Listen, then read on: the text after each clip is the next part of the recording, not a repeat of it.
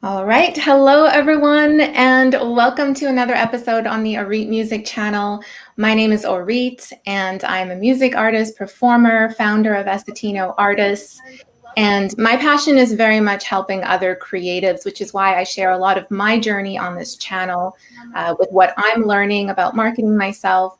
And today I have a very special episode for you. I'm welcoming a special guest. His name is Simon Tam, to share his insights on how to grow your music career and really what to focus on, what we should be focusing on in the upcoming year. So Simon is an author and a musician who is perhaps best known as the founder of the Asian American dance rock band, the Slants. He's the author of multiple best-selling books on the music business, a regular contributor to publications like Music Think Tank, ASCAP, Billboard, the host of Music Business Hacks podcast. He's a featured speaker on TED, SXSW. He was a speaker at the DIY CD Baby Musician Conference. So we have so much to learn from him. And Simon, I just want to welcome you here to the panel today.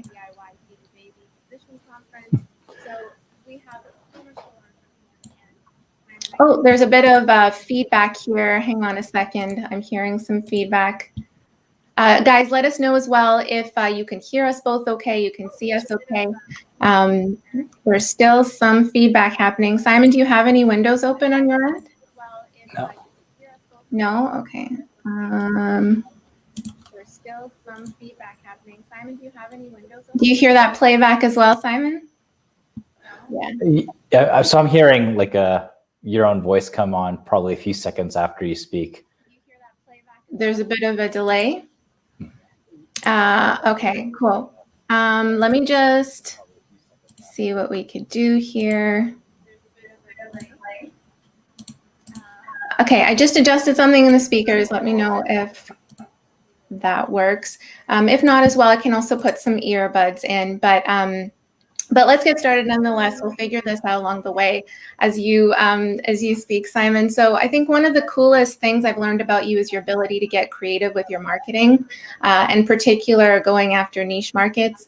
Can you please tell us the story of the Slants and you ending up to perform at the comic conventions? How did that whole trajectory happen for you?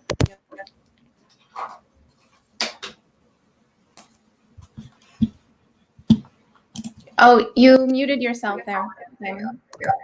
Sorry, Simon, a lot of this kind of weird audio loop. The feedback is actually on your end because when you muted yourself, it stopped. The feedback stopped there. Can you put some earbuds in? I just had them in. Is actually on your end try again.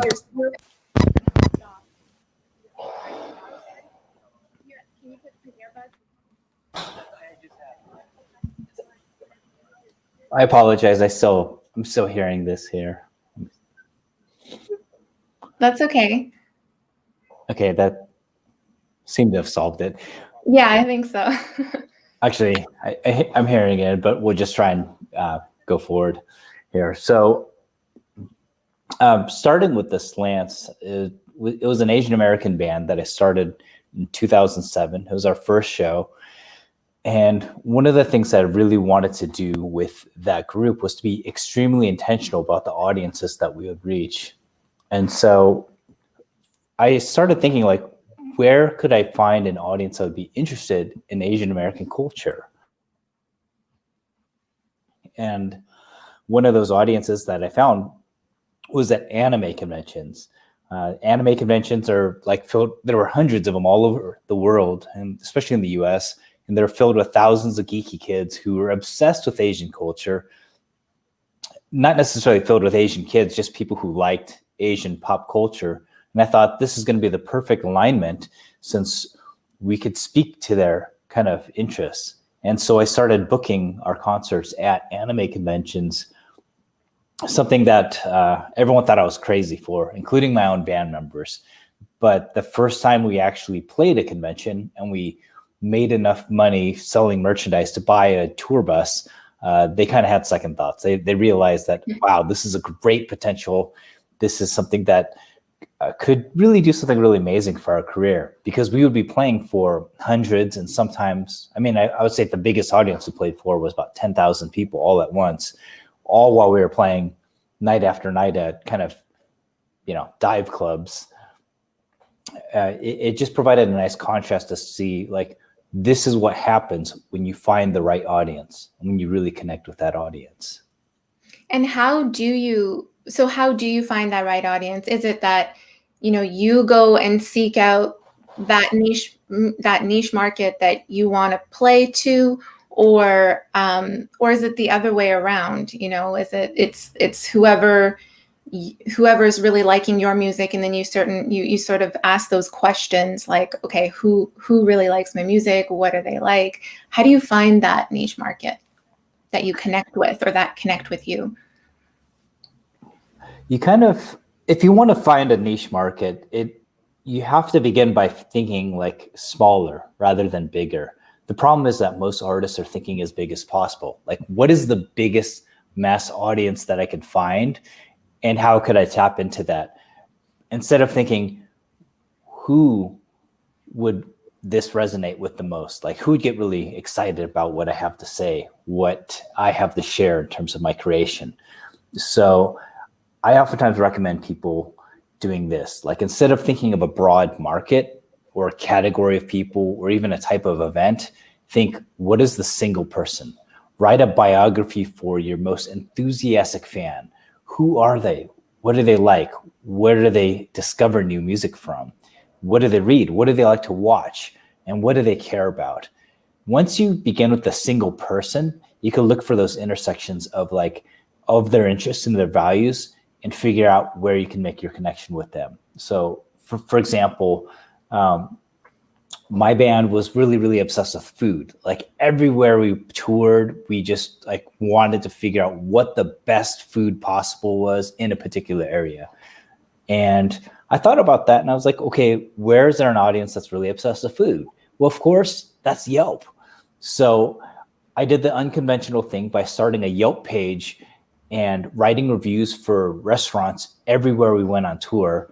And anytime I left a review, I was like, hey, by the way, check out my band, or check out this food guide. We know, because we're always on tour looking for the best food.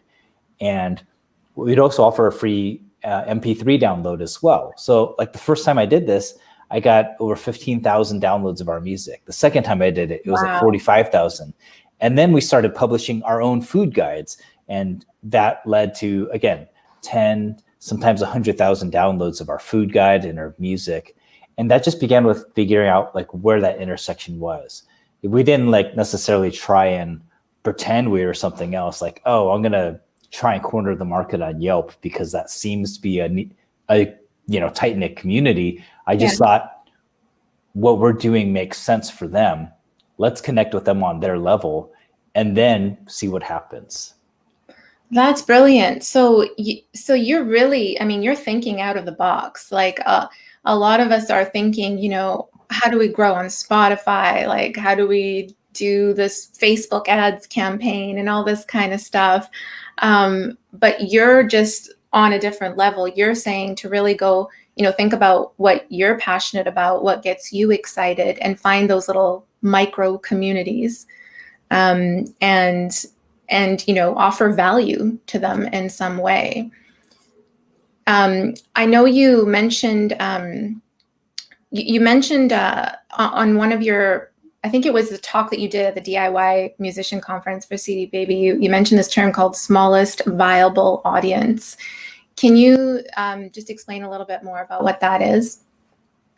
The smallest viable audience is exactly what it is. It's you try and get the minimum amount of people possible that will still provide enough of following, enough resources, or whatever it is you need to be successful, and you scale up from there. And it's kind of like Kevin Kelly. A lot of music business professionals like to talk about his 1,000 true fans theory, that if you find 1,000 fans, the kind of fan that would buy $100 worth of stuff from you, whether it's music or merchandise every year, the kind of fan that would drive all night to see you, if you could get 1,000 of those, that's enough. That's enough to have a sustainable career. $100,000 a year potentially just from those fans. And the reason why is because those are the fans that are just going to be rabid. They're going to be really energetic about what you're doing. They don't just like what you're doing. They don't just stream it, casually. They love what you're doing. And that kind of connection only happens when you really tap into something that resonates deep within them. But when you do find that audience, when you speak specifically to them, then they're going to use that energy to tell their friends and family, like, oh, check out this artist I just found. They're the ones that are going to be on your street team, that open every email of yours, that drive your engagement rates on Instagram, on Facebook, so that other people actually see that content as well. See, I think too many people are obsessed with finding followers and not enough of actually fans or building a community. And the problem when you have a lot of followers is because Facebook's and Instagram's algorithm kind of prioritizes engagement. If you have a lot of followers that casually pay attention but aren't actually engaging with you in any significant way, fewer and fewer of your audience members will actually see the content that you produce. Yes, absolutely. That's something I talk about a lot on this channel too, especially, when I was experimenting with different campaigns on Spotify, there's this hype about getting on playlists, getting playlisted on Spotify, but that doesn't necessarily turn into a loyal fan base. Like it's just numbers, right? It's just getting the streams and that kind of thing. At the end of the day, it's exactly like you said, that metric that is super important is the connection that you have with your followers and really nurturing a crazy fans, basically, that will, diehard fans. So is it enough is the music enough of a value to harvest that kind of fan base, that to get those 1,000 true fans? Or, is it that you should be putting out different types of value? Like you said, you created that guide, like the foodie guide, and having that lead into your music. I know there's merch. What are your thoughts on that? I think it depends on who the artist is, because it's very rare for music to be enough. I mean, while I would love for it to be the case, even if you think about your favorite artist, if all they did was write music and record music, that probably wouldn't even be enough for you as a fan, because you'd want to see them live. You probably want some merchandise of theirs. You probably want some kind of deeper engagement, like a mailing list or like news of sorts. Like consuming songs passively is one thing. That's just like listening to music. But at that level, it's more of a background, not an actual community, not an engagement. And so if you want to have a sustainable career, you have to think about connecting with fans at multiple levels so that they're thinking about you in more than like the thing that's playing when I'm driving or the thing that's in the background while I'm doing my homework or doing yard work or something like that. You want them to be so excited about your work that they can't wait to share it with other people what you're doing. You want them to be so excited that they are buying tickets in advance and not just paying at the door to help drive your numbers up. And the only way to do that is if you actually provide an actual substantial relationship.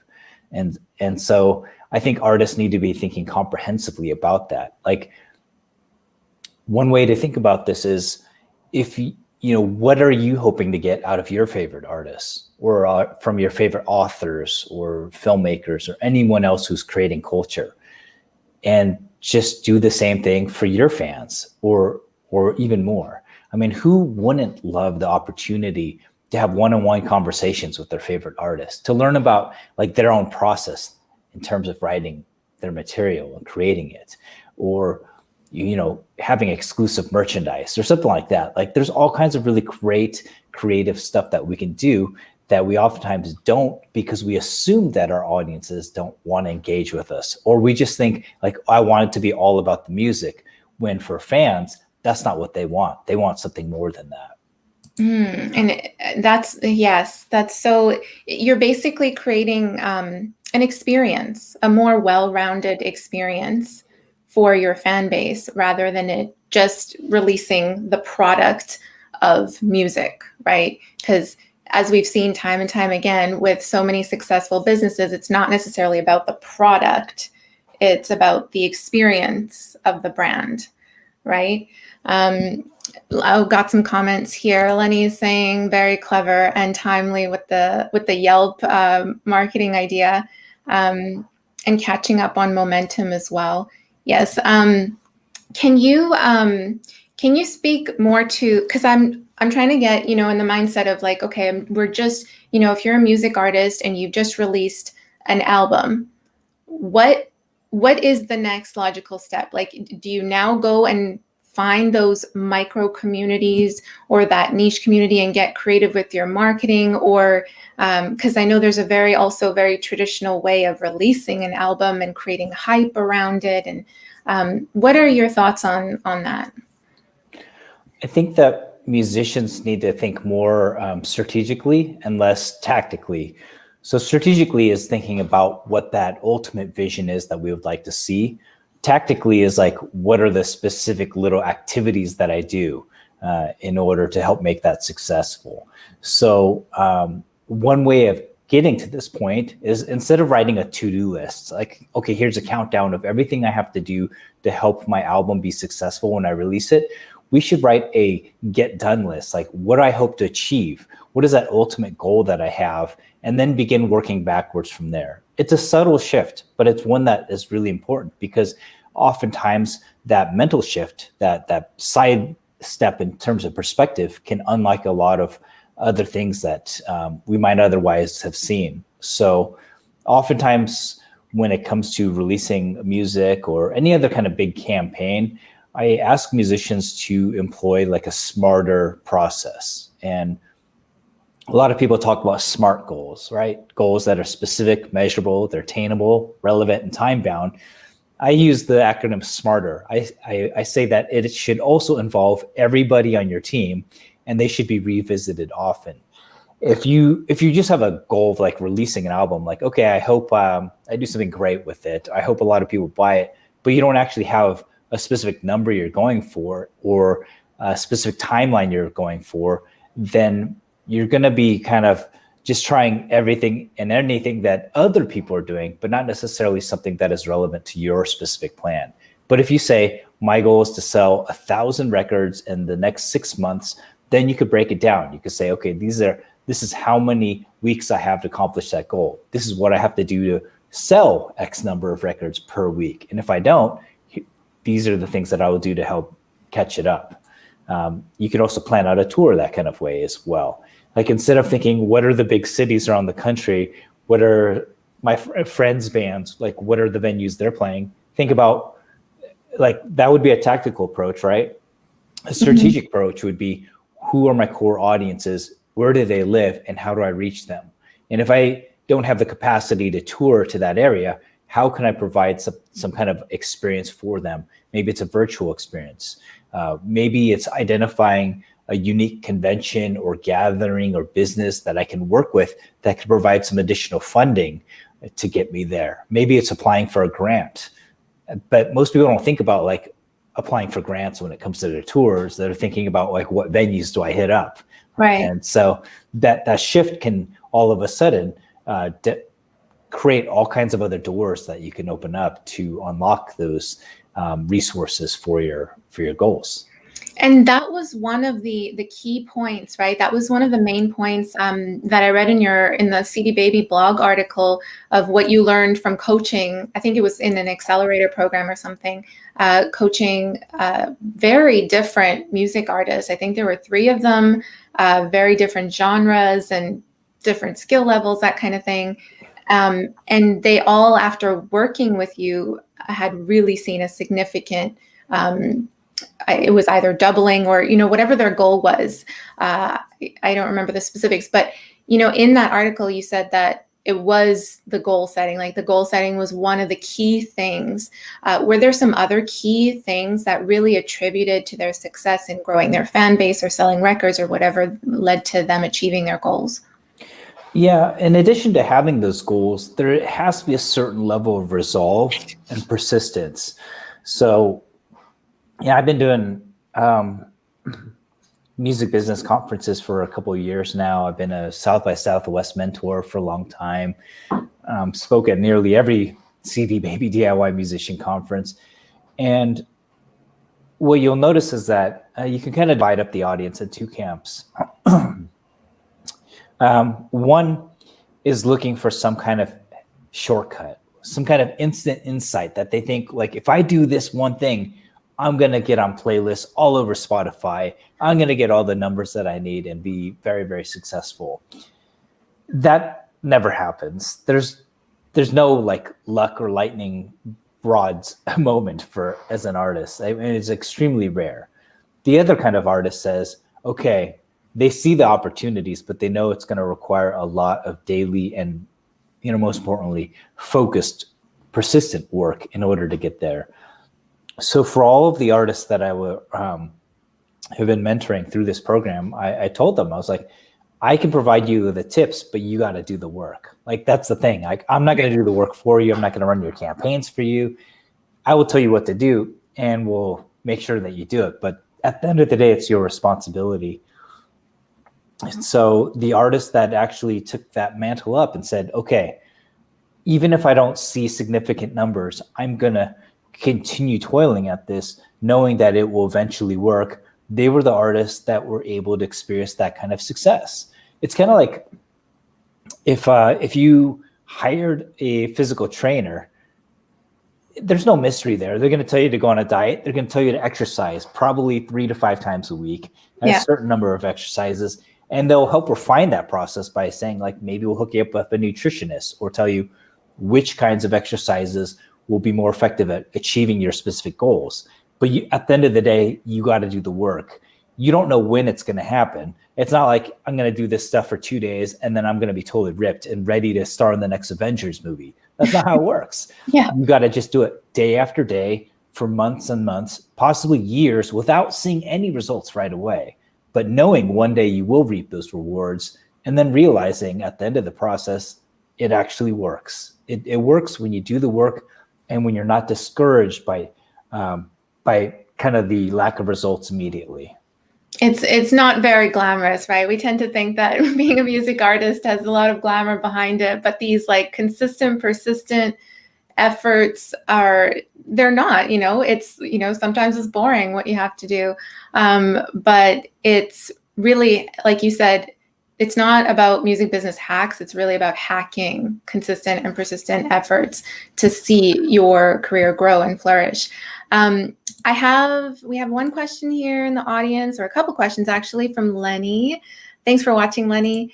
Lenny says, what is one big missed opportunity that you see other artists overseeing or taking for granted? Let's see. Something that I think a lot of artists oversee or take for granted, I would say looking for non-traditional sources of funding. I work in the world of arts grants. I started a nonprofit that specifically is providing resources and mentoring to artists. And I have to say, as someone who's been kind of watching the nonprofit sphere for a long time, musicians are almost always last on the list and sometimes completely invisible to arts grants. I would say look up your local arts commission. They're usually by city. There's one for every single state, and there was a federal arts commission as well. Mm-hmm. If you start looking at those opportunities and finding something that you can connect with, some kind of mission that you're fulfilling, you can oftentimes unlock some pretty significant amounts of money. And because musicians aren't applying for these grants very often, your odds are fairly high of getting these things. There's a lot of other organizations that do similar kinds of things, but I would definitely recommend starting there and watching a couple YouTube videos or reading a couple articles on how to apply for grants, because that is a really easy way to get, $5, $10, sometimes $20,000 at a time for your project. And a lot of times the grants that are most successful are the ones where you collaborate with another group or organization, sometimes another nonprofit, so a cause that you care about, and sometimes another type of art, like if you could intersect film with your music or dance with your music or spoken word poetry, that increases your odds of getting a grant, and it allows you to build relationships and a network that can help amplify your art in a way that will unlock new audiences for you. Very cool. That's very encouraging, because I know a lot of artists don't think that they can get a grant. And also I think a lot of them, because I know there's whole careers built around grant writing and writing grants. So maybe, there's a bit of, do you think there's a high learning curve there, or it's something that is pretty simple to learn? There's a little bit of a learning curve, but I wouldn't say it's any higher than, say, learning how to mix your own music or operate in the studio or getting an LLC for your music business. I mean, yeah, yes, there's a learning curve, but is it worth it? Absolutely, especially because this is a underappreciated area. Right. It's a good investment to put in that work and then get 5 to 10 grand from the grants. Yeah, and once you get a single grant, it's even easier to get additional grants. So imagine if you're booking a tour and say you're going to go through 10 different states, and you can apply for, say, a cultural diversity grant in each of those states on top of the music venues that you're playing. And you'll be working with local organizations, so you might even get additional funding opportunities there. If you take all those things and pair that up with a corporate sponsorship, all of a sudden you have a whole year's worth of income that just paid for your album, your tour, and everything else that you need to create a sustainable and scalable art career. Amazing. That's incredible. I'm going to be looking more into grants now. Lenny also asks, who are some artists that you often look up to and admire that check all the boxes for their process that lead to success? Let's see. It just kind of depends. I love artists who are doing something really unconventional, especially with their craft, because the reality is that the artists that are doing the best, like if you're saying like, oh, Lady Gaga's killing it, well, she also has like a dozen managers, a social media team, a marketing and branding team. So it's very hard to like compete on that level or even take some of those ideas. But artists that are doing something interesting, like I would say Lizzo is an artist that I've been watching for a few years. She really connects with her audience in a unique way, is getting a ton of accolades, especially in the last like 2 years, and absolutely deserves it, but has a really interesting mindset. And so that's the one who I think is doing some really fantastic work. The artists that I actually mentored through the DIY musician program, so Maximo, who's a Latinx LGBTQ artist who's doing electronic meeting, Mexican cowboy music, incredible. Wow. Aspen Jacobson, who's just a teenage singer-songwriter in the Midwest, who's just really doing interesting work. And Darrow, who's like an indie emo artist. They're all doing like really interesting things.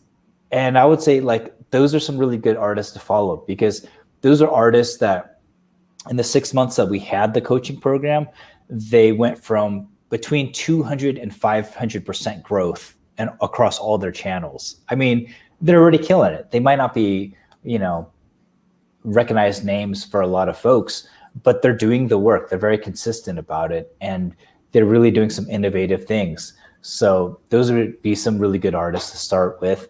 And if you're actually interested, I for a while, my first season of Music Business Hacks, on my podcast, I actually focused on interviewing artists who are doing something really unconventional. So there's a whole bunch of artists there that I would suggest doing that, suggest following and checking out. You could just subscribe to Music Business Hacks. It's I think we're at over 400 episodes. It's the largest library of music business knowledge in terms of podcasts in the world. And it's all free. I just do it for fun. So enjoy.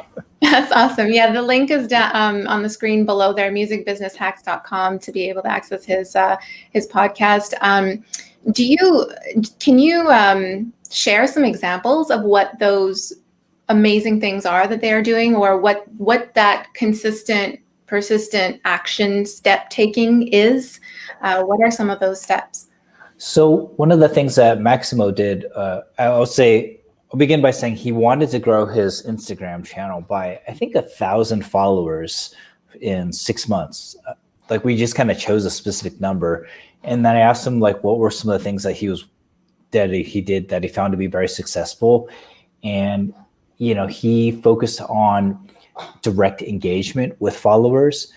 So that was something that he did. He just said, he realized that if he dedicated a certain amount of time, like 20 to 40 minutes a day, he could get a certain number of followers. So we basically just did the math, worked backwards and said, okay, here's how you get to 1,000. If you can dedicate this amount of time every single day and just focus on following hashtags and engaging with people, that's how you do it. Like, it's one at a time. And so what he started doing was, not only did he follow people, and if they followed him back, he would instantly leave a voicemail for them, like send it through Instagram and personalize it and saying, thank you so much. This is who I am. I make music, but I really want to learn more about you. It was something that was way better than the generic copy and paste message that people send, like, thanks for the follow, check out my email list. Yeah. Like his first interaction wasn't follow me, listen to my music, subscribe to my video channel. It was, tell me about you. I want to know about you. And that's the difference. His focus was on his audience. And as a result, they became extremely enthusiastic about following him, so that when he launched his video blogs on his YouTube channel, that he grew that channel by over 500% in just a couple of weeks.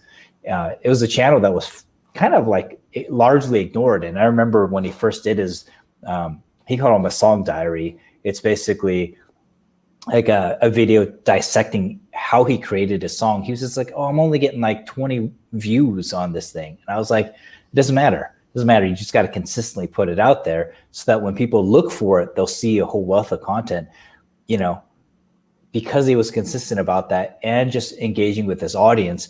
When he posted teasers of it on his Instagram channel, because people were so engaged, they automatically would click through and follow and subscribe and engage on YouTube as well. So he went from, a little bit under 50 subscribers to, several hundred subscribers very, very quickly.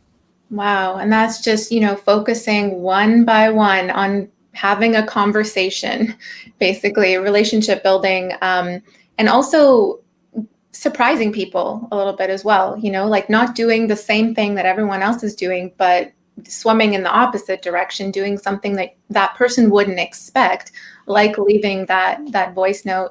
That would, make an impression if you're doing something surprising, kind of like head turning in a way. Amazing. We have some more questions here that I want to get to. Tab, hello. No immediate results are understandable, but it is relative to what do you think is a reasonable time frame to gain momentum? It really depends on your goals. So, remember when we talked about creating smarter goals, you want them time bound. They have to be specific, and you want measurable goals. So if your goal is to do something within a year, well, a reasonable time period would be anything less than 364 days, right? Like as long as it's enough time to reach that particular goal. But the goal also has to be attainable. So I always begin with that goal and let that dictate what that time frame might be. And it's also important to understand that sometimes the momentum doesn't come until later. So when I got my start in writing about the music business, it was in 2008 when I was laid off, just like millions of Americans. I lost my work and I didn't really know what to do. But someone kept saying, like, you have all these sponsorships that you got with your band. Why don't you write about that? Why don't you start a blog? So I was like, okay, that's the number one question I get. I'm just going to go ahead and write about how to get sponsorships. And I did that for 6 months. Almost no one read it, like maybe 1 or 2 people a day. Then all of a sudden, around the 6-month mark, I started getting about 2,000 hits a day. So something happened. And what happened was I started doing guest blogs on other platforms and realizing that I could multiply that audience very quickly. But when people came back to my website, they noticed there was a huge collection of content all around this very specific idea, this very specific theme. So they had something to engage with. If I actually got a huge audience in the beginning and they came and they only saw one blog, they probably would have left. But because they saw like, wow, there's a bunch of content there, this is worth checking out, this is worth sticking around for. I realized that slow build ended up being a very, very good thing for me. And that's how I launched my first book. I took all those blogs, put it together as a book. Maximo was the same thing. That example, like he started that song diary, you're going to have to start one view at a time anyway.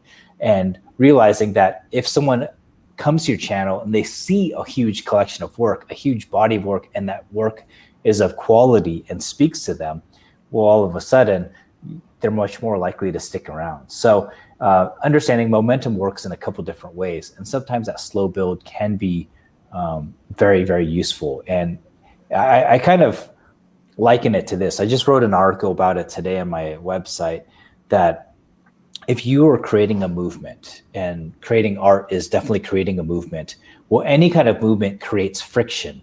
And friction can actually be used in a couple different ways. One, it could check our ego. So like if you're slipping on ice, you definitely want some friction to slow down. And sometimes as an artist, slowing down is a very good idea. But friction can also create heat. Like if you rub your hands together very quickly, that's friction creating heat. And so sometimes opposition can create a spark that gets people mobilized very quickly. So it's just thinking about like, if you're experiencing some kind of slow momentum build, or maybe no momentum at all, you got to think like, what is causing that friction, and how can I use that to actually leverage this moment to reach the next level? It could be the final thing, which is that it's a sign that what I'm doing here isn't actually working. And so, you know, it's understanding like what that dip is in relation to your goal. So if your goal is to do something in the next 6 months, and it's month 9 and it's not working out, no matter how much energy and money you're putting into it, it probably means it's best to abandon that particular tact and switch to something else. Yeah, I think pivoting is such an important skill, to be able to recognize and be honest with yourself that, you know, you're not where you want to be, and to, you know, reflect and look back on what are those things that you have been working on, what didn't work, what did you learn from it, and, you know, act accordingly. You know, try something different if that thing didn't work. But I think the whole thing here is just to consistently keep creating, keep putting out content there, because you never know, like every single piece of content is going to matter.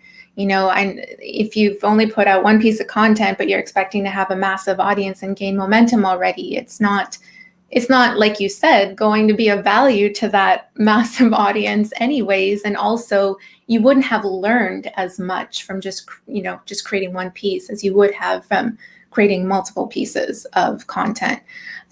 So yeah, I absolutely agree with you. Lenny's saying, love your answer to the question that one of his questions there. Like when online algo starts to respond, and what are a few contemporary vehicles or mechanics to gain realistic traction? I think that's part of the question we just answered. Yeah, awesome. Yeah, I think it really does come down to thinking small, and focusing on those small, tiny steps, and learning from that. So I know a lot of the videos that I release on this channel have to do with growing your Spotify, marketing on Spotify. Is that something that you're even like entirely shying away from because it is a mass market, or is there a way to apply this small niche and what we're learning here, smarter goals, all of this kind of stuff, to growing an audience on Spotify? I think Spotify, just like any other kind of site, is a large community, but within every large community, you could find sub-communities as well. Yeah. So focusing on playlists that cater to a very niche audience can be a way of doing that. Or like if you were looking at the world of Facebook, well, Facebook is not a small audience. It's like a third of the planet is on Facebook. But you can even look for pockets there by connecting with people based on values, interests, or some kind of unique Venn diagram that is very, very specific to you. So there's a number of ways to do this. Like For example, I know an artist who was clearing six figures every single month, and what he was doing is writing like 10 songs a day based on trending topics in the news. The music wasn't that great. He didn't really care for it himself, actually. But what he was doing was writing very funny, clever things in response to what was happening, because people were looking for content based on that. And they would just include it on a playlist because it had a catchy title or it spoke to something that was happening. And so he actually published all this under a different name just to collect the royalties, the streaming income from it. I mean, sometimes he would get $1,000 a day just from doing this. Wow. Which funded his efforts in actually creating music he was actually proud of, which was under a very different channel.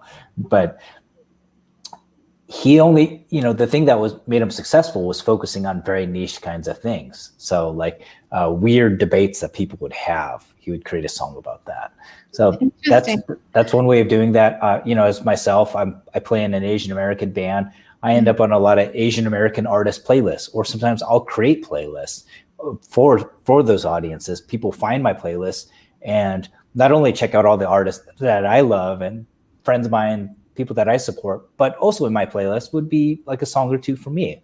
And so that's another way to do it, is just participating in the community in a way that isn't just self-serving. Like you can still include yourself in it, but focus on what you can deliver to that specific audience.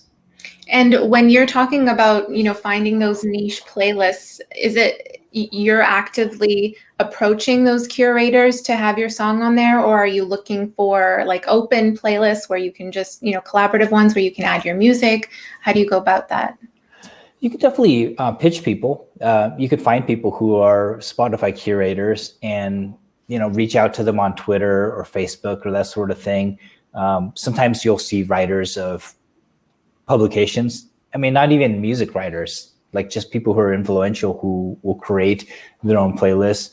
Mm-hmm. That could be a way of doing it. Or you can actually ask each of your fans, your friends, your family, and say, hey, will you create a playlist of like summer jams and include me in it? That would be awesome.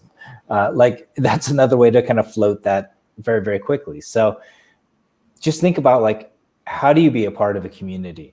Mm-hmm. On a more broad level, it means engaging with people in an authentic manner where they see the value of engaging with you. And if you can do that and use that kind of mindset to power whatever it is that you choose to do, whether it's a Spotify playlist or being curated on a YouTube music video channel list, or even having your album reviewed, all of a sudden you'll realize that mindset can actually power a lot of the activities that you do. And that's how you get to a point where you're like, hey, let's create a Yelp page for my band, something that bands normally don't do. That's how you say, I'm going to tour conventions where people dress up like pirates and believe that the world is powered by steam. Like, there's a lot of artists that do that and are pretty successful at it. That's incredible. So just to summarize, basically you're saying that, when you have a piece of music, you want to really look for that micro community that you really connect with, that it's not just about the music, but maybe include some of your other passions. Like for you, it was the food thing with Yelp, and just connecting with them no matter what platform that might be. It might be on Spotify, it might be on Instagram, it could be on Yelp, like all of the, at a convention, but finding that market and just spending time there, connecting with them, building relationships, and providing value as well. And doing that consistently, persistently for however long, you want to set your time frame for, and seeing what comes out of that. Is that right? And I would say that there are some other benefits in dominating a niche market as well for a broader general audience. So one of the areas that I specialize in is helping artists get music endorsements, like in sponsorships and other kinds of corporate partnership relationships. And one of my favorite examples is the relationship that I have with Fender Music. Like, Fender is obviously, it's the biggest music instrument company in the world. And getting through the noise to get their attention is usually very difficult. But I got it 2 weeks after I released my first album, before we were on tour. And the reason why is because we dominated that audience. I was like, hey, you guys saw a Hello Kitty guitar. I play at anime conventions. What are you doing to market to these conventions that have thousands of kids who are obsessed with Hello Kitty? They didn't know how to answer that question. So I was like, I could be that conduit. I could be that gateway to this audience, because we're already playing them. We're the only band that's actively touring these conventions. Let us help you sell Hello Kitty guitars for you. And I even made a bet with Fender. I was like, I bet, what is it that you actually want to do? What's your goal? So in other words, find a way to serve that audience that you're trying to get to, no matter who it might be. With Fender, I was like, what do you actually want? And they told me they wanted contact information. They wanted to grow their email list in a significant way by collecting data that would otherwise be very difficult to get. So I was like, okay, what's the most successful campaign you've done to date? And they said, such and such contest, we collected almost 700 email addresses. If you can do that, then that would be great. I was like, okay, how about this? They're not in the business of giving away guitars. If you're an endorsed artist, you don't get free stuff. You get a discount on stuff, right? Mm-hmm. But I was like, I want you to give me 2 free guitars. And let's make a bet. If I don't meet that goal, then I'll buy these from you at full price. But if I do meet the goal, I get to keep these guitars because I want to use them as a giveaway. And they said, okay. I ended up focusing on that anime audience. I did not contact guitar magazines. I contacted anime magazines that said, we're going to have this guitar giveaway for a Hello Kitty guitar. Mm-hmm. I worked with an anime convention, not a guitar convention. I just doubled down on this audience, right? And through that collaboration with this anime magazine and this convention, we collected 13,000 entries. So several times bigger than the biggest music contest that Fender ever threw. And all of a sudden, not only did I get those free guitars, I got to design my own bass guitar, which inspired a brand new line of basses for Fender. So these are some of the amazing things you could do if you just really understand who it is you're trying to reach. Say, I got this relationship. I know you want a part of that. And here's how we make it work. I think that it's very much about getting out of your own head and thinking that it's about you and putting your music and getting people to hear your music and growing your fan base and putting yourself in your fan bases, in that fan's shoe, basically, and saying what is of value to them, what do they want, what gets them excited, and then creating resources or coming up with some creative ideas like you just did to serve that audience. It's a complete perspective or a complete shift in the way of thinking here with marketing. And it's how do you think of those kinds of ideas? How do you get to, what questions can you ask yourself where that will start to elicit those kinds of ideas? It's kind of the way you phrase it, getting out of the way of yourself and focusing on the audience, right? Yeah. Nobody wants to be treated like a generic fan or customer. You don't want to be treated that way, not certainly by companies, nor the artists that you enjoy. You want an experience that's personalized, that speaks directly to you. So one way of doing this is just asking those simple questions, who is the specific person that I could speak to? And what can I do to get them to really engage with my content in a way that's meaningful? You see, when it comes to, say, something like social media, Facebook actually gave us this really brilliant guide that we don't realize, right? Nobody wants to like something. You want someone to love what you have. And so if you're not doing stuff that's sparking an emotional connection, for example, the different types of emotional connections that you could choose on Facebook, making someone impressed, wow, getting very angry or fired up about something, really something that brings tears to the eyes, something that makes people laugh, or something that makes them love something. If you're not doing that, then you have to figure out how to position your art or your ask in a way that actually provokes people to have that kind of reaction. And the only way you could do that is by really truly understanding your audience and figuring out what makes them tick. Once you do that, then you start thinking, okay, Instagram, TikTok, Spotify, none of these things really matter unless they matter to my audience. So how can I engineer myself in a way that serves them? It's like thinking, if you're in any other kind of industry, right? Like, instead of being presumptuous about the audience, you would think, what kinds of products do our customers need? You figure that need, and then you design something for it instead of creating a product and figuring out how to market to that audience. It's just a different kind of mindset. Yeah. And I think also raising your own standard in terms of going after the wow, like going after this person will love it, rather than just the view, all of those other numbers that we care about, but they're not the end all and be all. It's not the focus.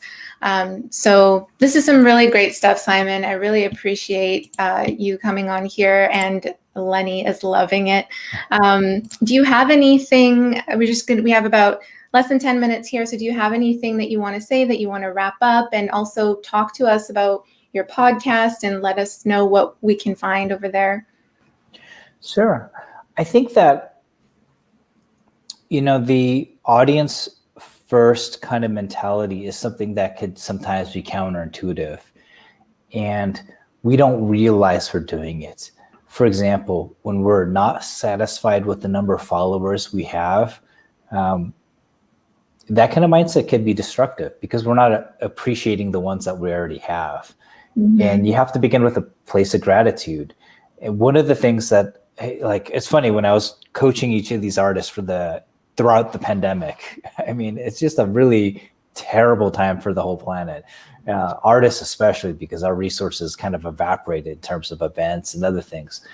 But I realized that a lot of my work every single week when I was speaking to the artists was actually almost like a therapy session. Like they would get so frustrated and they would get overwhelmed. Like, oh, how can I reach my goal of getting like thousands of audiences to follow me? Or how can I, do this when nothing seems to be happening?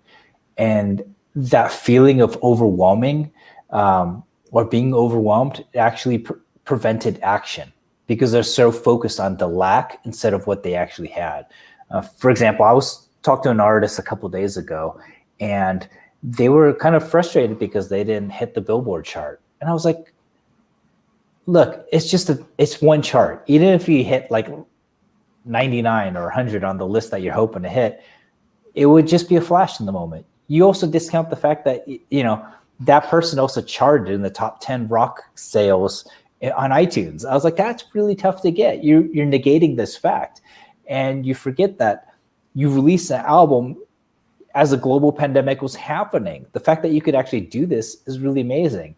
And you didn't, you're so focused on making this one other kind of criteria, that maybe didn't even matter in the long run, that you didn't even take the time to thank your fans and all your supporters who got you on the top 10 of iTunes.